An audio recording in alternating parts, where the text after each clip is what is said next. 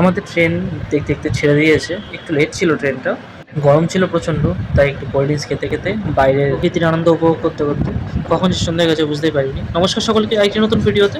দেখুন ওই দূরে একটা পাহাড় দেখা যাচ্ছে, কি সুন্দর লাগছিল। ট্রেনে তেমন কিছু খাবার ওঠেনি, তাই সন্ধ্যাবেলা দুজন মিলে একটু সিঙ্গারা খেয়ে নিই। এই যে বাঁধটা দেখছেন, এটা কোন বাঁধ আপনারা অবশ্যই কমেন্টে জানাবেন জানলে।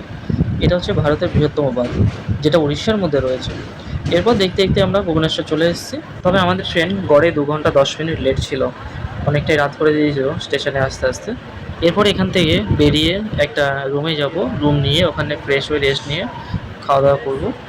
আর এটা দেখুন ভুবনেশ্বর স্টেশনের ওপরে কি সুন্দর বসার জায়গা করেছে, একসাথে অনেক লোক বসতে পারবে, ফ্যান আছে, বসার সিট আছে, বেশ সুন্দর করেছে জায়গাটা। এরপর রুমের উদ্দেশ্যে বেরিয়ে পড়েছি, আর এই যে স্টার হোটেল অ্যান্ড ডমিটারি, এখানে থাকবো। এরপর ফ্রেশ হয়ে খাওয়া দাওয়া খুঁজতে বেরিয়ে পড়েছিলাম। অনেকটা রাত হয়ে গেছিলো, তাই খাবার খুব একটা ছিল না। খুঁজে খুঁজে একটা দোকান পাই যেখানে কিছু খাবার ছিল। তবে ভুবনেশ্বরের রাস্তাঘাট আমাদের ওয়েস্ট বেঙ্গলের থেকে অনেক ভালো। এখানকার সিস্টেমটা বেশ ভালো। এই দেখুন, এই দোকানে ফাইনালি তো আমরা খাবার পেয়েছিলাম। আমাদের সাথে ট্রেনে পরিচিত হয়েছিল আরও 2-1 বন্ধু, সবাই ছিলেন। এখানে ছিল ভেজ বিরিয়ানি, সাথে আনলিমিটেড রায়তা।